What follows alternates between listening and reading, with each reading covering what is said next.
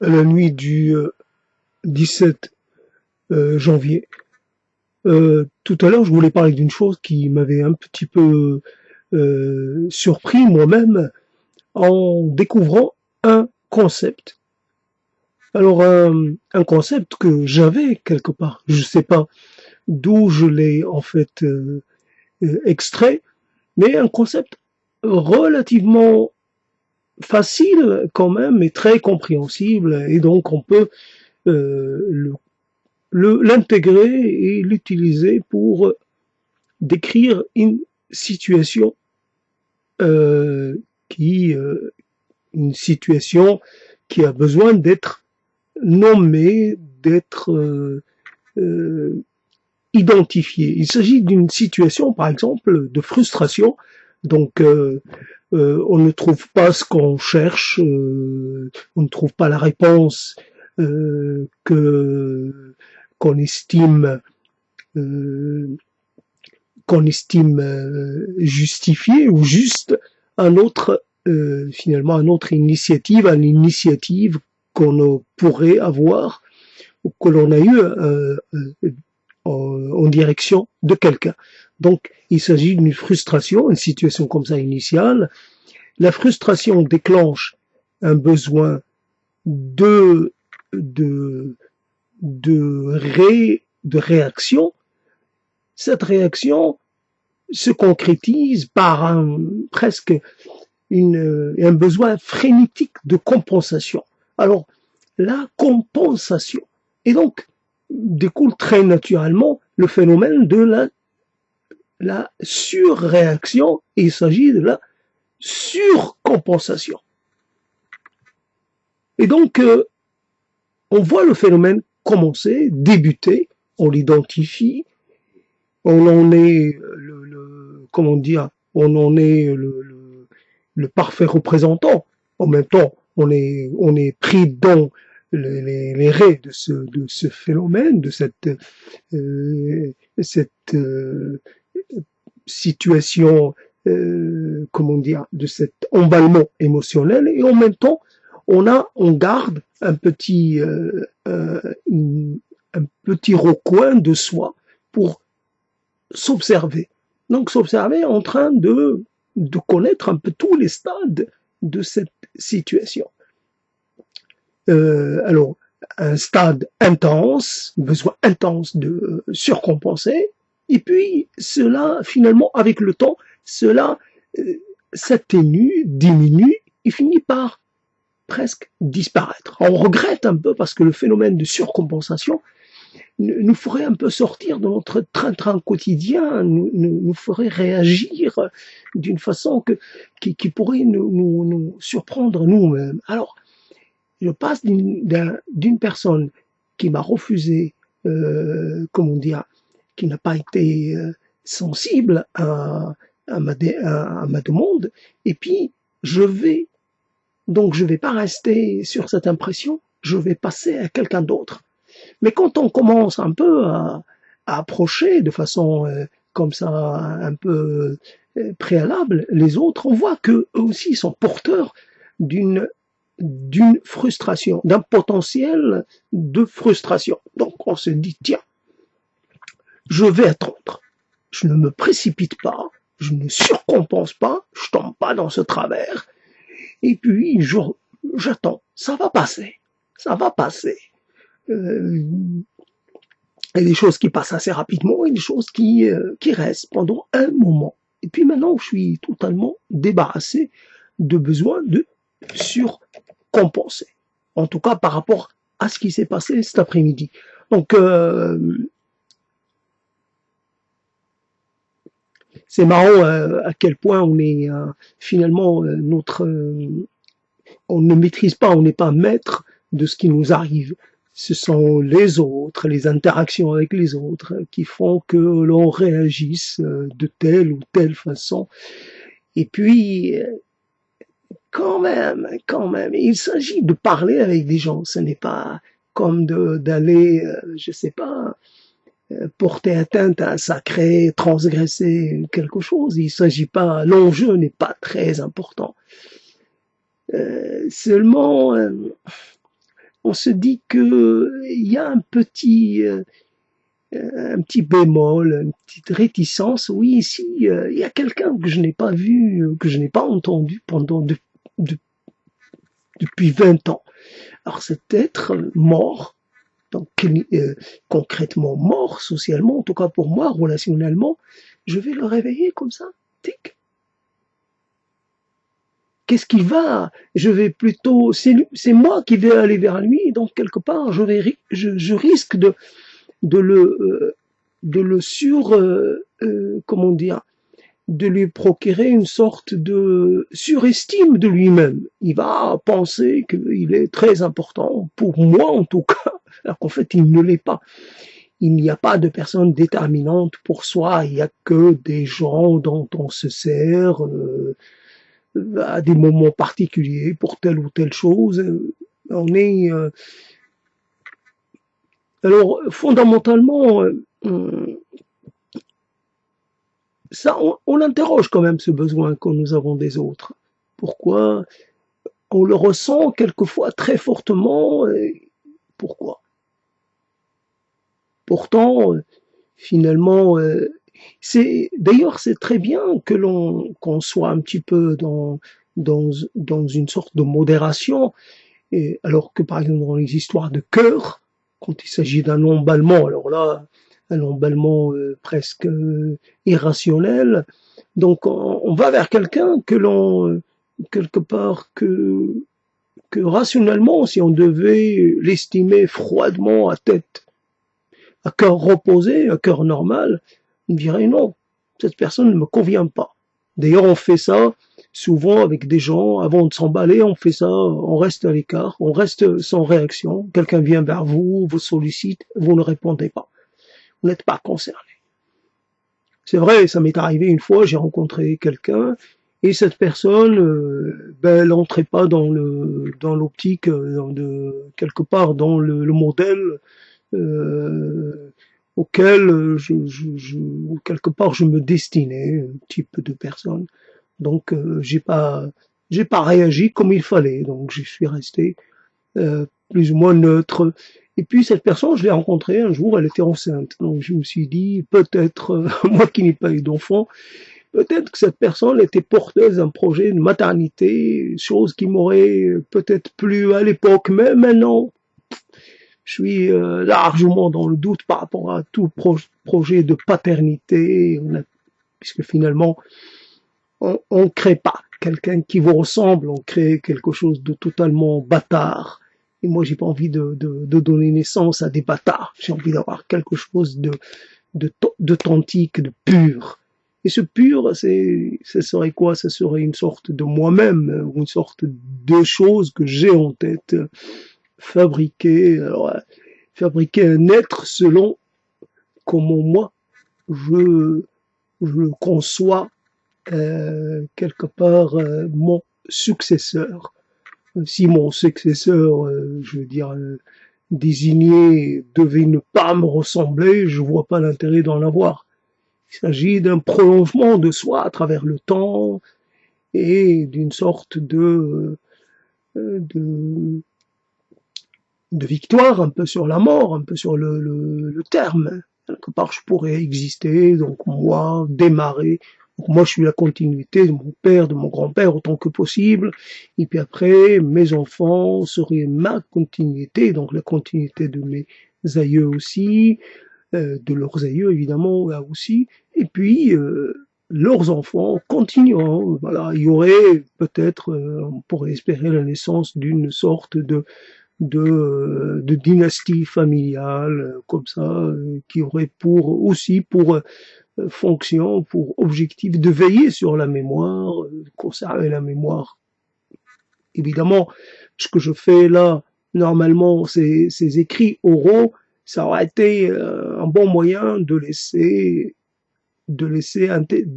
quelque chose, des vestiges, quelque chose de concret, et voilà, des manières de se présenter très diverses, très multiples, très variées, quelquefois un peu contradictoires, un peu opposées, mais c'est la diversité, la multiplicité de l'être qui se dégage de toute cette fréquentation des mots et de l'oralité. Et donc, c'est l'idée que c'est quelque part on est content d'avoir fait appel à un concept. Le concept est fonctionné. Quelquefois, on a une approche un peu trop théorique d'un concept. Un concept, on l'utilise par défaut parce qu'on n'en a pas d'autre. Mais là, il s'agit d'un concept qui était totalement adapté à ça. Alors, je me rappelle ce concept, je l'avais un petit peu déjà entreaperçu quand par exemple, j'ai parlé à quelqu'un comme ça que j'ai interpellé en train de se payer une petite gâterie. Alors, je lui demandais pas sur le terme, j'ai dit mais pourquoi cette récompense finalement? Maintenant, la récompense, c'est la compensation. Ça devient la compensation. Donc, il peut y avoir aussi compensation parce qu'on a besoin d'une récompense, parce qu'on aura fourni un effort. Il peut y avoir compensation parce que aussi on a été victime d'un mauvais traitement. Donc, il s'agit d'une compensation que l'on peut avoir dans un rapport avec autrui ou dans un rapport avec soi-même. Si, par exemple, on estime qu'on a fourni un effort louable, qu'on a, par exemple, fait montre d'une grande exigence, que l'on a observé, je sais pas, des règles de façon très stricte, etc. Là, on se paie un petit, comment dire, une petite,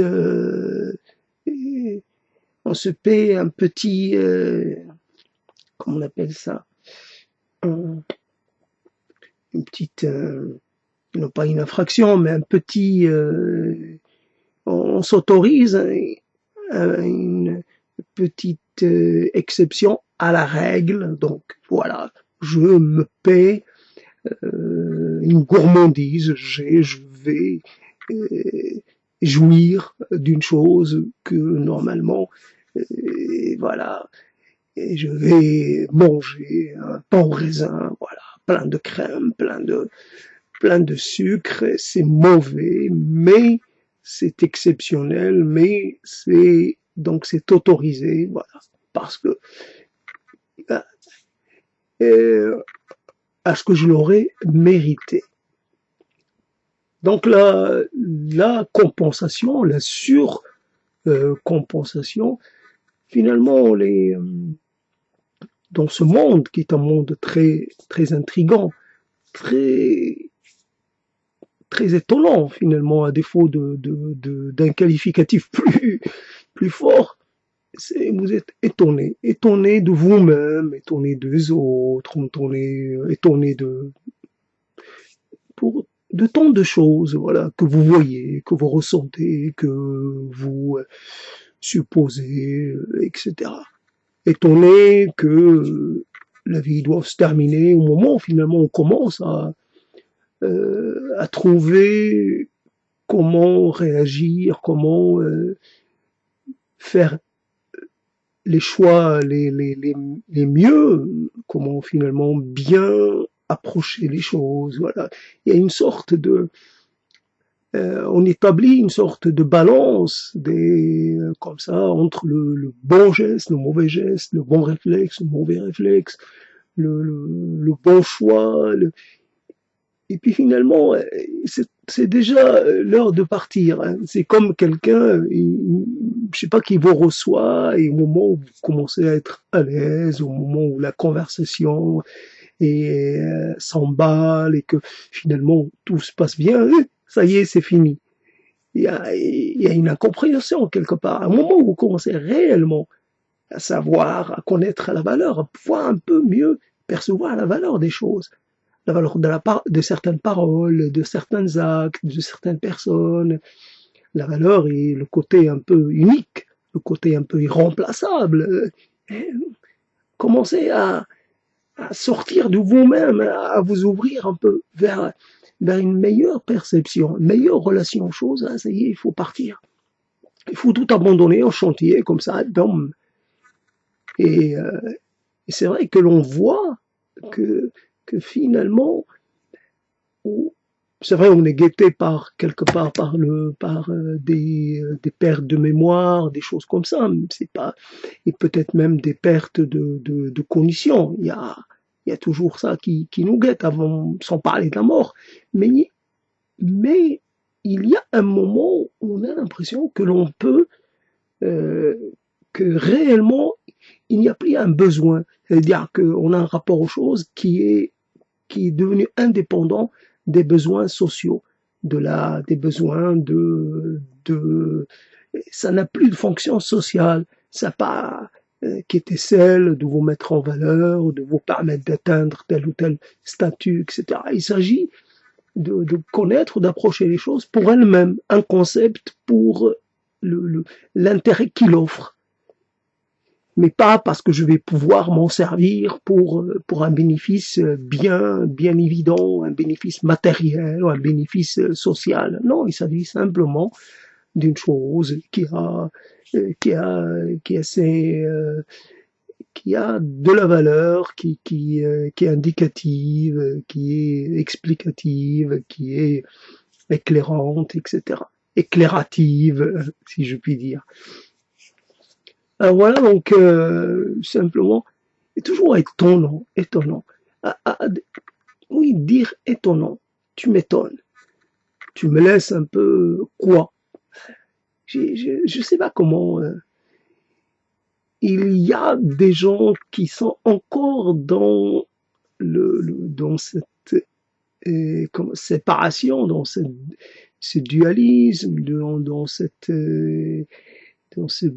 dire avec la novlangue, dans ce binarisme entre les bons, il est bon, il est mauvais, entre ceux qui pensent et ceux qui pensent, qui croient penser, et ceux qui pensent réellement, entre ceux qui croient bien faire et ceux qui font vraiment bien font et qui font bien entre ceux qui mal font en croyant qu'ils font bien, et etc., etc. Toujours, c'est instaurer des opposés là où il n'y en a pas réellement.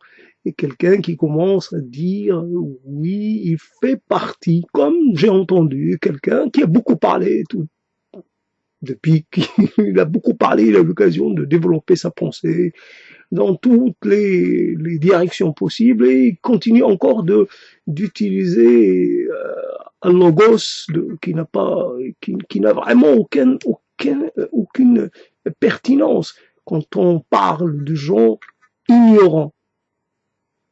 Alors, s'il s'agit d'une ignorance sur un plan spirituel, pourquoi pas?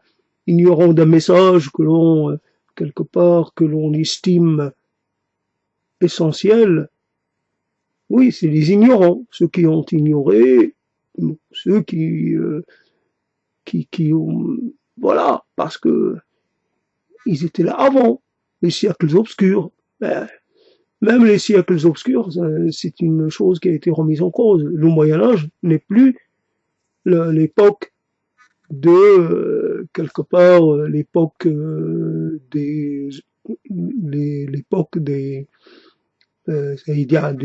âges obscurs. Le Moyen-Âge, voilà, notre approche, pourquoi pas. Donc, fondamentalement, euh, des gens pensent qu'il y a des non-sachants. C'est ça le problème, qu'il y a des sachants et des non-sachants. Et évidemment, les non-sachants sont considérés comme n'ayant pas de valeur. Un être humain, il naît avec des dispositions, il naît avec des potentiels, et il passe sa vie à développer ses potentiels, et il fait dans l'acquis, dans l'inné, dans l'acquis, etc. Il est en permanence en train d'apprendre. Un être humain, il apprend continuellement. Il apprend de ses erreurs, il apprend des autres, il apprend par imitation, il apprend par déduction, il apprend de façon empirique, il apprend.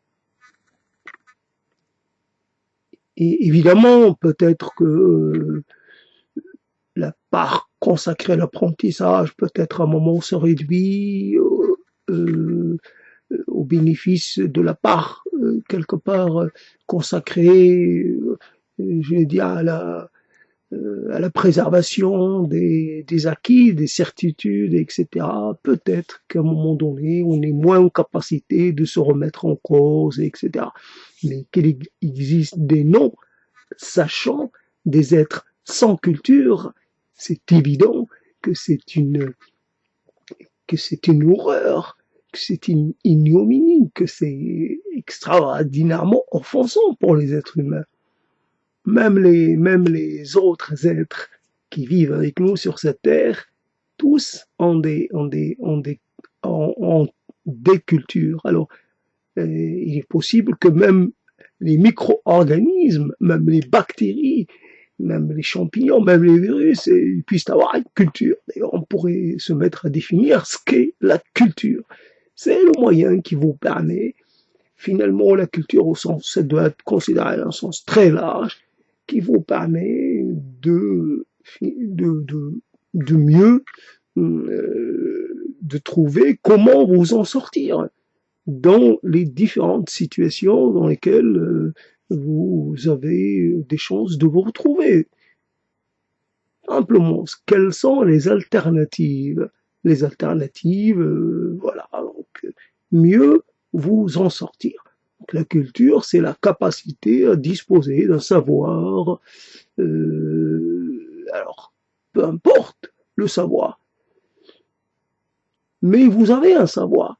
Vous êtes quelqu'un de sachant, par évidence, sinon vous auriez déjà disparu. Vous savez vivre, survivre, vous savez relationner, vous savez vous en sortir dans beaucoup de situations particulières. Vous savez comment vous adresser à quelqu'un, comment intéresser quelqu'un à vous, comment plaire, comment attirer l'attention, comment s'assurer du soutien des autres. Tout cela, c'est la culture. Tout cela, c'est l'école de la vie.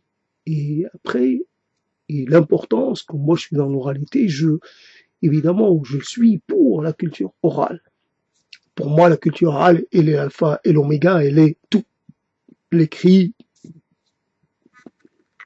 c'est l'écrit, mais donc les gens disposent d'une culture et souvent elle plonge ses racines dans le passé, quelquefois lointain. Il y a des transmissions qui ne passent pas obligatoirement par l'écrit, voilà, des transmissions. Avec soi, on est chaque être et finalement est porteur d'un récit, d'une histoire, d'une vision des choses, d'une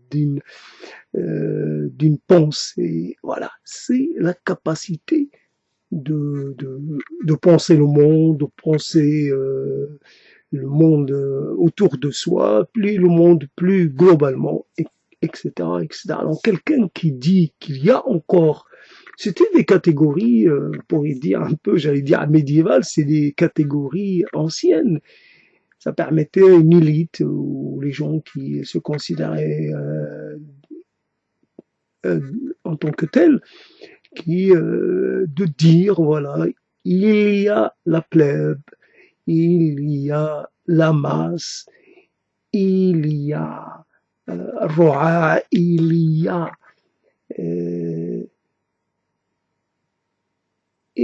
et d'une certaine façon, ils essaient de maintenir des séparations pour pouvoir toujours maintenir cette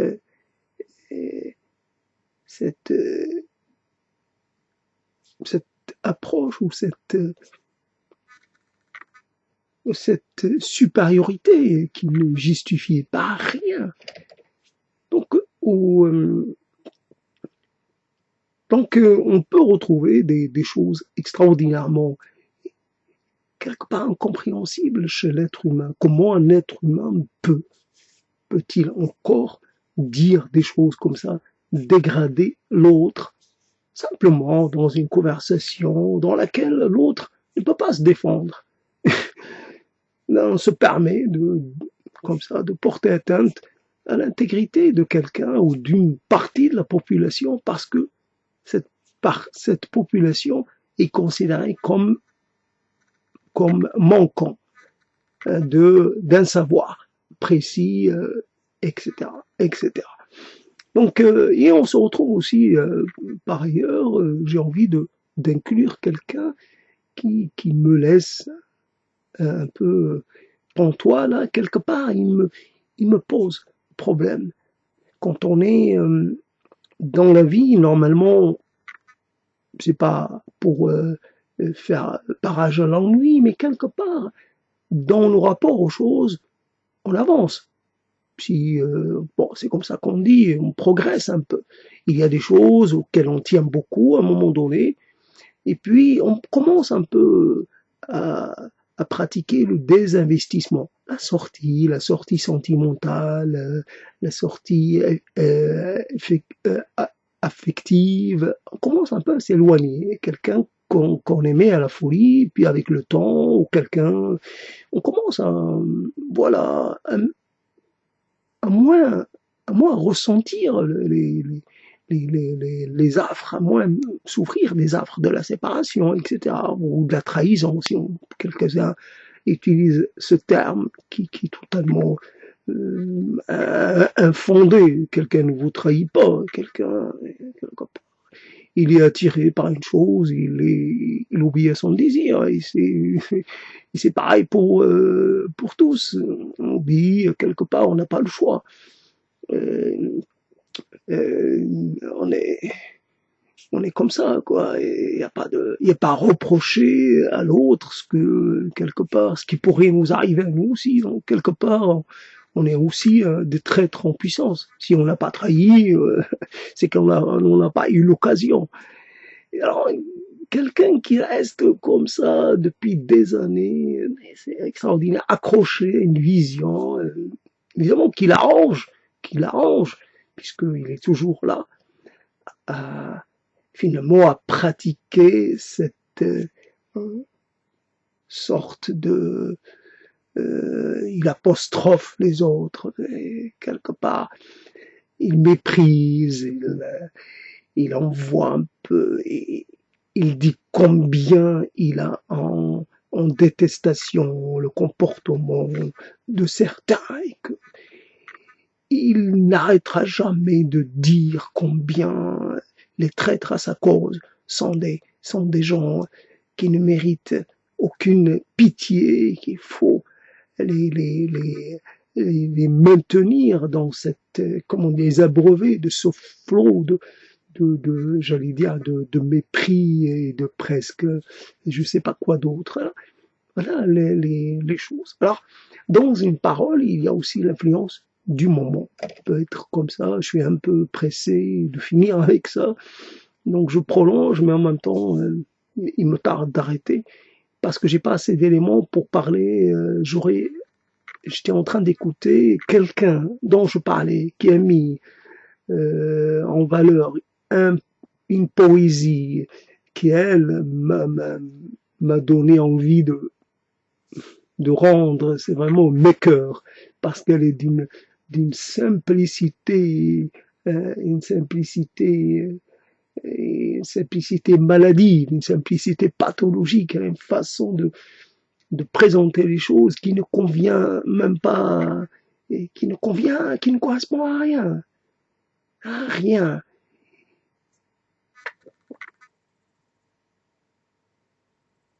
Je sais pas comment on dit, hein, penser que certaines personnes n'ont pas de qualité, qui n'ont que des défauts, et que, évidemment, quand nous qui jugeons, nous sommes du côté de ceux qui ont des qualités, et tous les autres, ceux que l'on désigne, sont des gens, des handicapés, de ceci, de cela, des gens à qui il manque, qui ont des défauts, j'allais dire, des défauts structurels, ils sont mal faits. ils pensent mal, ils font tout mal. C'est pas le mal dans le sens euh, ils font pas bien, ils savent pas bien faire, ils sont pas doués, voilà, c'est ça. Ils sont pas doués pour parler du monde, ils sont pas doués pour parler de la beauté du monde, pour être du côté du beau, pour être du côté du raffinement, pour être du côté ils sont pas doués pour être des esthètes. Voilà. Moi, je suis l'esthète et toi, non. Toi, t'es le vulgaire. Voilà, je suis arrivé. Le vulgaire. Alors, simplement, voilà, donc, et ça fait remonter quelques notions. Là aussi, c'est bien d'avoir retrouvé le terme adéquat pour, et c'est ça. Moi, ça me dérange pas de faire partie vulgaire. D'une certaine façon, je serais honoré d'être un vulgaire, un simple faisant partie du commun. Parce que les moyens exceller, c'est pas dans ce registre-là. Être excellent, c'est, en fait, l'excellence correspond à rien, c'est la chance. Au moment où vous parlez, à un moment donné, ben, les mots sont de votre côté. Ça se passe bien, ça vient sans problème. C'est, l'excellence, c'est une question de choix, c'est une question de chance, plutôt. Votre esprit et finalement, il est disponible, il collabore avec vous et comme quelquefois vous avez un poème qui naît sur vos lèvres et c'est joli, c'est bien fait. C'est comme vous avez une idée, une petite chose, mais cette chose-là, elle n'est pas à vous. Vous l'avez empruntée quelque part. C'est une chaîne de transmission, voilà, vous faites partie d'une chaîne, alors que ce soit pour les choses dites créatives ou pour les choses qui ne le seraient pas. En tout cas, même quand on fait une chose, on emprunte toujours à quelqu'un, même quand ça n'apparaît pas de façon très flagrante. Mais on est des emprunteurs, on est des apprentis, on est des élèves, on est ça. Et puis après, l'idéal, ce serait que qu'on puisse transmettre ce que nous avons appris, ce que nous avons mis de côté, ce que nous avons réussi à glaner, à mettre en mots, à mettre en forme, voilà. Ah, toujours ce terme de glanage qui est intéressant. Donc, réellement. Et on aimerait pour la fin, la fin, vraiment la fin de ce propos, dire oui, quelque part, je sais pas quoi dire en fait.